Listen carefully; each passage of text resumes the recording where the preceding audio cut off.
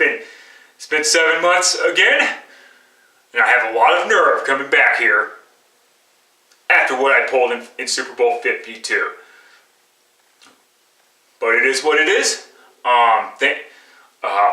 First off, thank you very much for your patience as always. I could have made videos during the off season about this player and that player and whatever the fuck have you, and I could probably get attacked, and I'll probably get attacked on the internet for it, even though it won't make a huge number of views or whatever. But I have other things to do, obviously, and I can't always focus on making videos. But it's fucking football time, and it starts tonight. And I am damn sure excited that the NFL is back. So here's my plans. This year, NFL weekly picks. I'll try to make some videos here and there in between. If I don't, please forgive me. I'm only human. So anyway, let's go. It starts tonight. Let's get started because I don't have time for this bullshit. All right, and it starts off and week one starts off tonight in Philadelphia, where the Eagles, for the first time in its franchise history, gets to hold up a Super Bowl banner. Has it sunk in yet, Eagles fans? Holy crap! Has it fucking sunk in yet that you're playing that you're going to be playing tonight as defending Super Bowl champions? But anyway, enough fucking bullshit. Let's get fucking to it.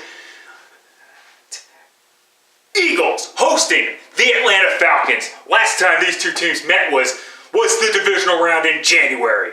The starting quarterback for the Eagles was Nick Foles. Fast forward to today, and the starting quarterback for the Eagles is Nick Foles, because Carson Wentz is not ready to fucking go yet.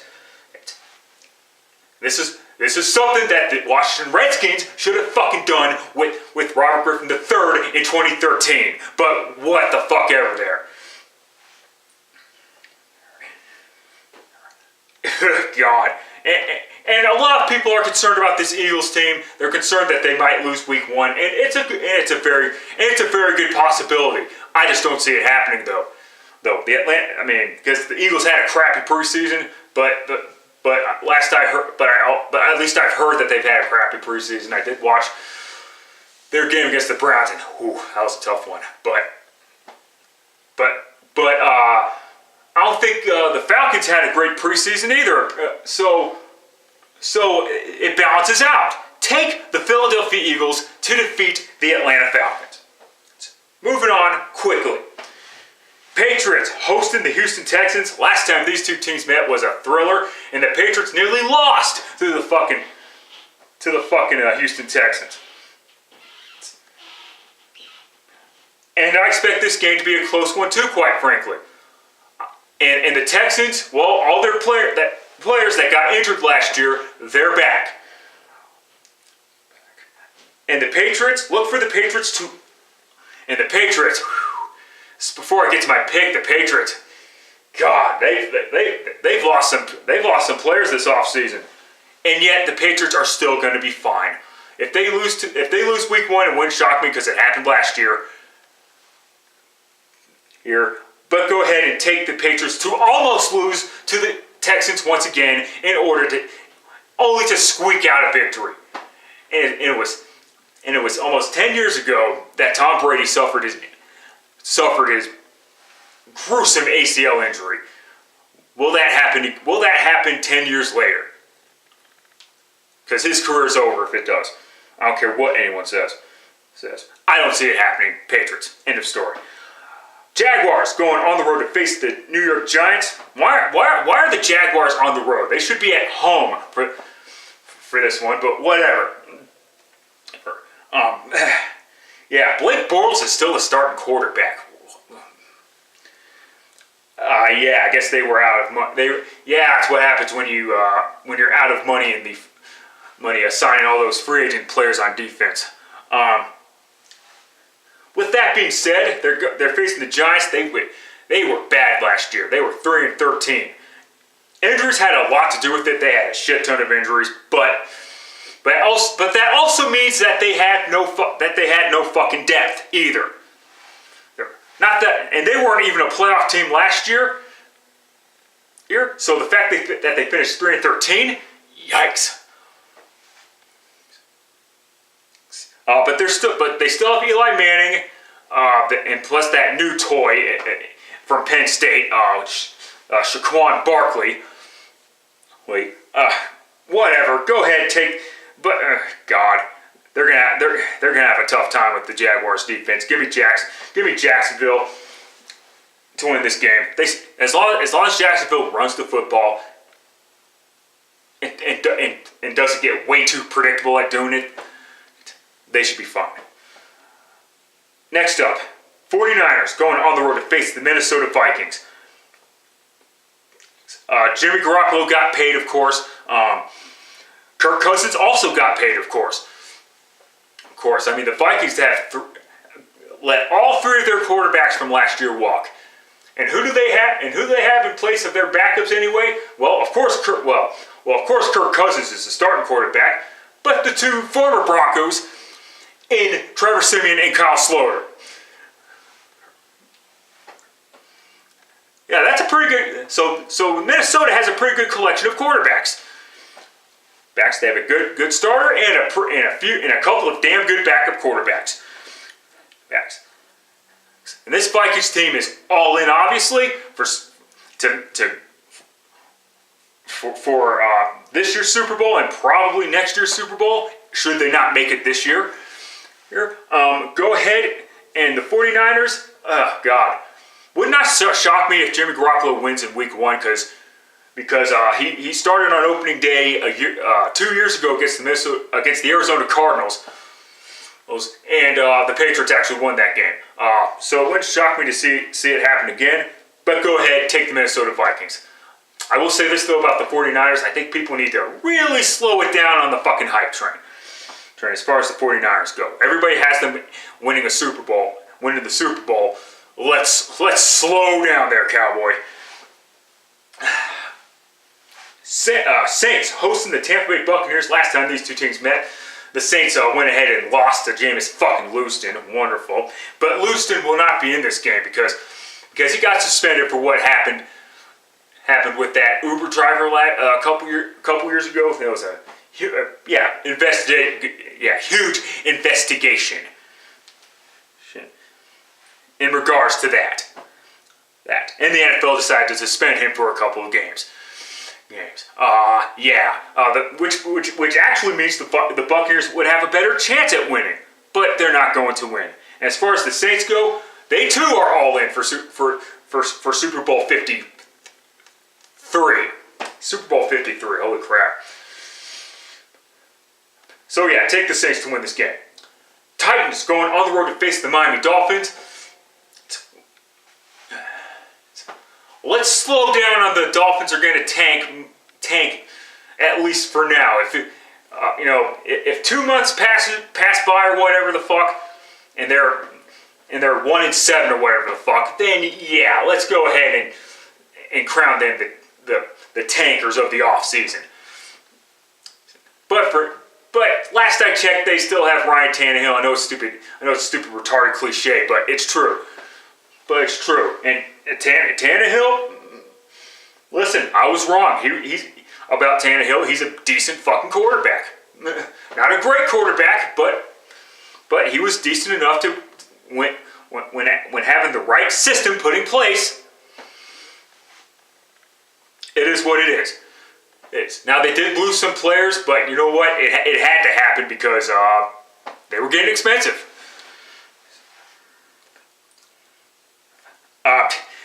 As far as the Titans go, they finally get rid of Mike Bullshit. And in place get Mike Vrabel.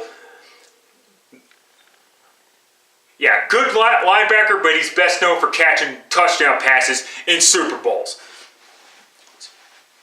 That's how I remember Mike Vrabel.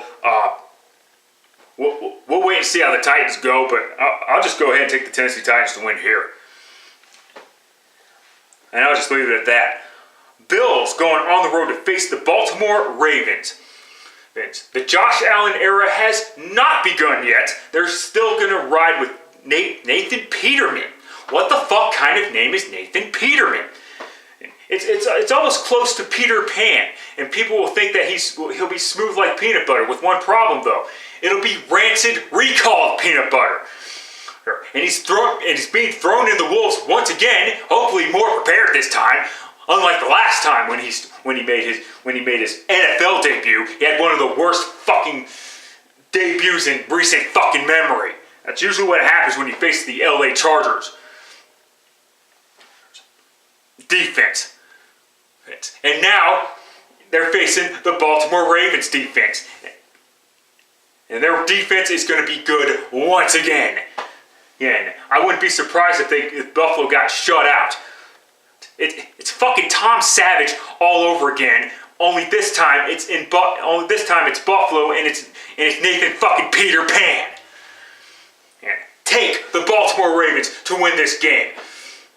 I will say this though. Hey, Robert Griffin III. Won himself a backup job. Oh yeah, and the other quarterback, Lamar Jackson, will obviously not start. Hell, he's not even the second quarterback. He's the third quarterback on the depth chart. And Josh Allen is the second. We'll see how Joe Flacco does this year, but go ahead and take the Ravens to win. Alright, Steelers going on the road to face the Cleveland Browns. Second consecutive year that these two teams start the season off facing each other. And another quarterback that you will not see in Week 1. In fact, you won't see him at all until 2019. Because Hugh Jackson's job is on the line, as it should be on the line. He should have been fucking fired last season. 1-31 in 32 games usually says that your ass is out the fucking door and don't let it hit you in the ass on the way out. But it's the Cleveland Browns. They're fucking stupid. It is what it is. But at least they're trying to but I will say this, at least they're trying to pick the pieces back up and finally fucking do something. As someone said one time, a well-run Cleveland Browns franchise would be great for football. And there are facts to back up that claim, by the way. Wait. However, they're facing the Steelers. Good luck to Taylor. The Steelers defense, though, I will say this: they better play a lot fucking better if they expect to make it to the Super Bowl this year. Because there's a reason why they lost to Jacksonville twice last season. Because their defense was fucking garbage. They couldn't even stop Blake fucking Bortles. How the fuck does that happen? They made Bortles look like Roethlisberger. How the fuck do you do that? But go ahead and take the Steelers to win. Bengals going on the road to face the Indianapolis Colts. When these two teams together, usually the home team wins, and this game is no exception. I would not sleep on Cincinnati because I don't think Cincinnati sucks. I'm just scratching my head as to why they didn't fire Marvin Lewis. I thought last season was supposed to be his final year with the team, and I guess because no one wants to coach the Cincinnati Bengals, that's not it. He gets extended for at least one more season. At least one more season. But like I said, I would not sleep on this Bengals team. I really wouldn't. It's understandable why everybody is, because the Bengals have sucked the past couple seasons. Now the Colts I would sleep on because, let's be honest here, the Texans are going to be good. Hopefully, barring injuries, of course. The Jaguars should be good, barring Blake Bortles taking it. taking a huge fucking shit all over the goddamn field. And the Tennessee Titans should be good, barring that Marcus Mariota and the Tennessee Titans in general don't fucking collapse in December again. But go ahead and take the Indianapolis Colts to win this game. Chiefs going on the road. Oh yeah, Andrew Luck is back, of course. So it's Andrew Luck versus Andy Dalton, blah, blah, blah, blah, blah, blah, blah. Let's hope the Colts defense improves, and let's hope the Colts offensive line plays better. Let's hope Andrew Luck gets rid of the football quicker. Now let's move on to the late afternoon games. Chiefs going on the road to face the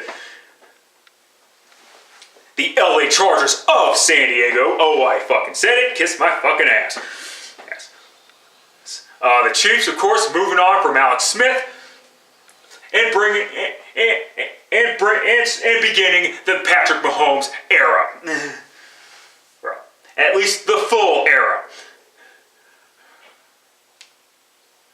The official beginning of the Patrick Mahomes era. You get my fucking point. Sorry, I was rambling there, but this Chargers team should be really good. But I wouldn't count out Denver, but more on that later. The Chiefs, they probably are going to struggle this year because they got rid of all their players. They had to go. Some of them were getting old and useless, quite frankly. So yeah, this will be a season of transition. But just because it's a season of transition doesn't mean the Chiefs are not going to be competing for Super Bowls beyond 2018. This season's not really supposed to be about 2018. It's supposed to be about beyond it and how well Patrick Mahomes can play. Sorry it took so long. And as far as the Chargers go, well, it's Phillip Rivers. Well, God. It's his 12th season already as a starting quarterback, 14th overall. Well, regardless of the number, he's been in the league a long time, as has Roethlisberger and Eli Manning. And like I said, this team is good. They suffered a few injuries. It is what it is, but go ahead and take the Chargers to win here. All right, Seahawks going on the road to face the Denver Broncos. A lot has changed since the last time these two teams met, which was in Seattle in an overtime game. And of course, a lot has changed since the Broncos got their asses kicked in Super Bowl 48 against the Seattle Seahawks. It is what it is. A lot has changed. No more Peyton Manning, obviously, for the Broncos. The Broncos have been searching for their quarterback, and they're hoping to find one in Case Keenum, and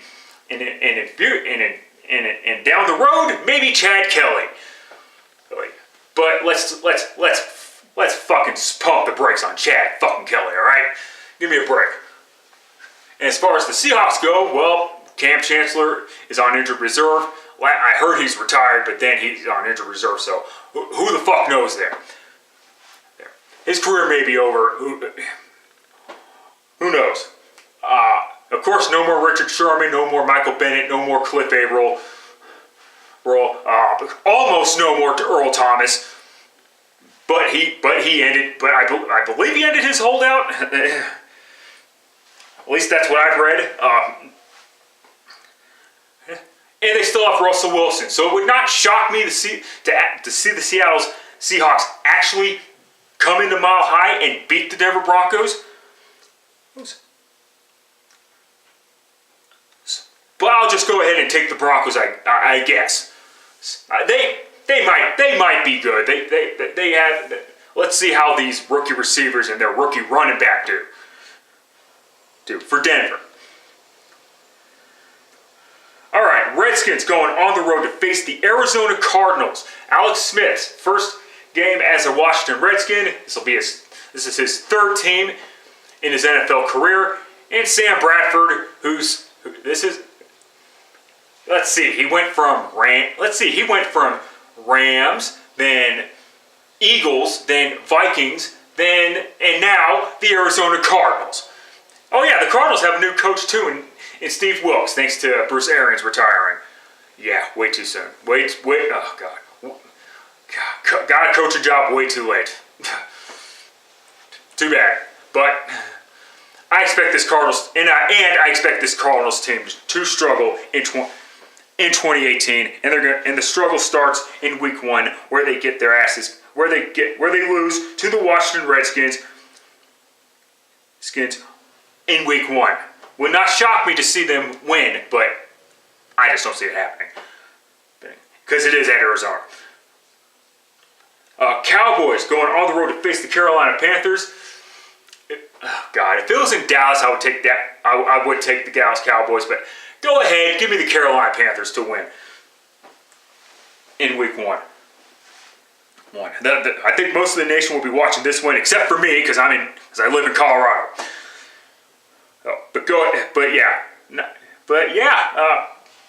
So yeah, of course, new players for the Carolina Panthers, of course,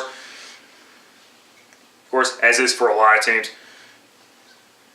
And the Cowboys, they're missing their center, and I'm not sure about Tyron Smith. It is what it is. They still have Ezekiel Elliott. This should be a good game. This actually should be a really good game. Too bad I won't be able to see it. Only on Red Zone. Moving on, take the Panthers. Packers hosting the Chicago Bears. And this rivalry finally gets interesting for a change. And may get interesting for years to fucking come. I can't fucking believe it. Because of how well the Bears have done in free agency, they have a lot of good players on offense. But my concern is Mitchell Trubisky. But they picked up Khalil Mack from the Oakland Raiders and paid him a shit ton of money. The Packers, they paid Rodgers a shit ton of money too, by the way. Should be a good one. Should be a sloppy one. I gotta be honest with you. Rodgers hasn't played in a long time, and Khalil Mack has just ended his holdout, of course, to when he got traded to the Chicago Bears and got a shit ton of money. Anyway, but go ahead, take the Packers. Would not shock me to see the Bears win. I gotta be honest with you. This team is the future of the NFC North. And maybe the National Football League, period. Can't fucking believe it. All right, the Monday night doubleheader, and I gotta get this going quickly. My camera's about to die. Jets going on the road to face the Detroit Lions. The only quarterback that's going to be starting Week 1 is Sam Darnold. They traded Teddy Bridgewater to New Orleans, of course, because they already paid a shit ton of money to Squinty McClown. Actually, I don't know who's starting. I better check on that. But after I get done making this video. But anyway, and the Lions get to start with the new head coach named Matt Patricia, another Belichick disciple. He should be rotten fruit as well. However, because of the situation that the Jets are in, take the Detroit Lions to defeat the Jets. And finally, the second of the Monday night doubleheader on ESPN NFL Monday. I forgot to say that. I gotta change that. I need to change that, of course. But anyway, Rams going on the road to face the Oakland Raiders, the LA Rams of St. Louis and Cleveland. Oh, I fucking said it. Fuck you. This Rams team should be really fucking good defensively. They got Akeem Talib. They got Ndamukong Suh. They got Marcus Peters. There's a downside to that, of course, because they... Alright, my camera fucking died on me, so I gotta recharge it and get this uploaded quickly because kickoff's in 2 hours. So Rams going on the road to face the Oakland Raiders on the second half of the ESPN NFL Monday doubleheader.